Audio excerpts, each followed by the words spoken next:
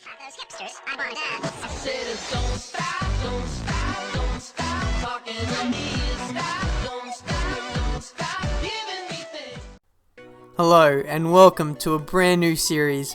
This is the Return to Glory Championship, the series where we're driving in a Mclaren, trying to win the Constructors title in an effort to return Mclaren to former glory and hopefully getting a driver's title in the process as well. In this championship I'll be driving alongside Aarava, who's a fellow F1 YouTuber, and we'll be doing live commentaries throughout the championship, so it should be a lot of fun. Unfortunately in this race and for the following race I had some issues with my recording and my Skype recording as well, so unfortunately it's just me for this episode, but for future ones Aarava will be joining me in a live commentary, so check him out. His link will be in the description. He's a fantastic YouTuber and definitely very funny, so he's worth checking out. But anyway, back to this video, and we're starting from 22nd in this race. We had some troubles in qualifying. I left my run till about halfway through the session, and then it started raining. I had to get my qualifying done pretty much in wet conditions, and that didn't go down too well. I was about 8 seconds off the pace and last place, and my teammate Aarav, he qualified in 8th place, so he's looking good for this race in terms of getting one up over me. But it's not about the individual battle between the teammates for this championship. You would think, obviously there's going to be some competitive nature there, but the main aim is for both of us to be successful, just to drag up Mclaren to their former glory, of course. But starting on this race, we've got Mark Webber in pole, my teammate Aarava there in 8th place, and myself there languishing in 22nd.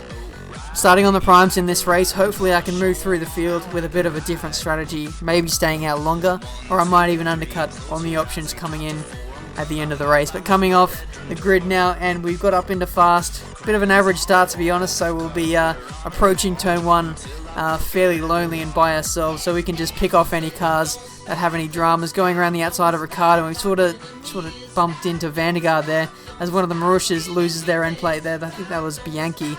But ranging up to turn 3, we might lunge it up the inside of Ricardo.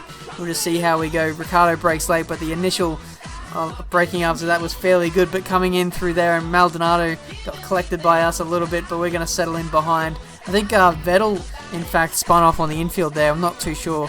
Maybe you guys can confirm that. But Maldonado goes really slow through there, had nowhere to go. He got hit off, and I got a penalty for that. So bit unfortunately in the wrong place at the wrong time, and now Ricardo sort of squeezed us, and we yeah, that was a bit nasty there, so that's interesting to see. This is my first race on the PS3, and I've sort of noticed that on this platform, the contact on this platform is really sensitive. Like, you can't even run side by side with someone without making contact and spinning. But it looks like we ran 3 wide through there, gaining 2 positions up to 10th place with Bottas right in front of us. We're going to lunge it up the inside, coming up to the 3rd sector. Satil's going slowly. I think we're going to jump him too, and that's a fairly nice move, jumping quite a few positions in a matter of 2 corners as one of the AI cars goes off in the distance there. But now we've caught up to Grosjean here on that 4. I think the AI's cars, their tyres are going off a little bit as they started on the options. I'm on the prime, so my tyres in theory should be alright since they are fresher, and the AI are starting on some used tyres, so it's going to be interesting to see how the tyre wear comes into it on this race, as I'm using a bit more of a race setup, hopefully in an effort to have better tyre wear. Grosjean's going up the inside of somebody there, but I'm lunging around the outside. Grosjean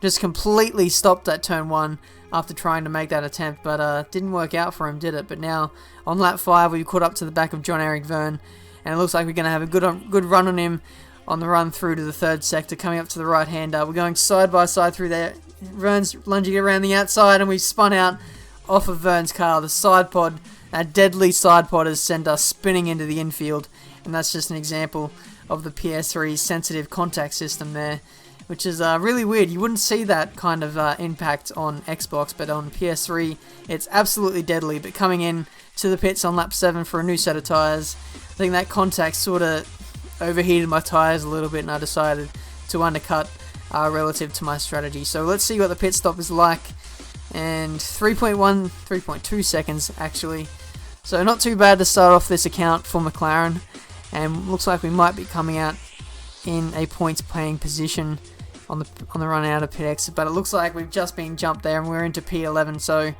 with about half of this race completed, which should be a little bit of a scrap for the last remaining points in this race. But of course we do have that 10-second penalty to compensate for, so we're going to have to build a bit of a gap as we get past these guys. And we're in the 10th place now, as a few cars pitted, and now we're going to work over Satil and hopefully get past him as soon as possible as we get him on the run into this hairpin here.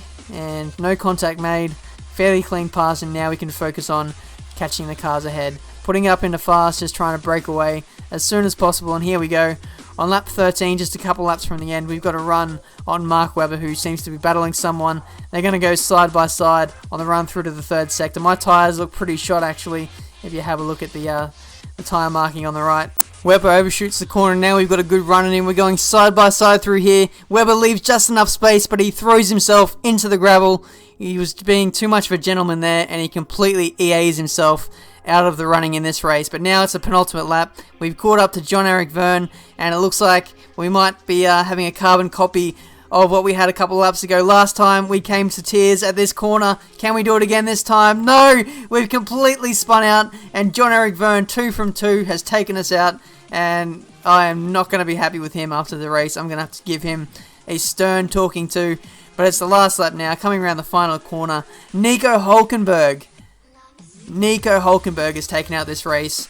I have no idea how he did that. The Sauber should be absolutely terrible on this game at the start of the season, but somehow he's come through to win the race. But in terms of our own result, we've come in 8th place, and our teammate there, Aarav, has got off the mark with a brilliant podium to start off this championship. So McLaren have definitely got off on the right foot to start off this co-op championship. A solid 19 points to the tally, and we'll take that all the way to the bank. Considering the start that I had, I never thought I'd even finish in the points, and Aarav getting a brilliant podium there, off from 8th place on the grid. So I hope you've enjoyed this opening episode of the Return to Glory series. It's been definitely a lot of fun, and until the next episode for the Malaysian Grand Prix, I'll see you guys next time.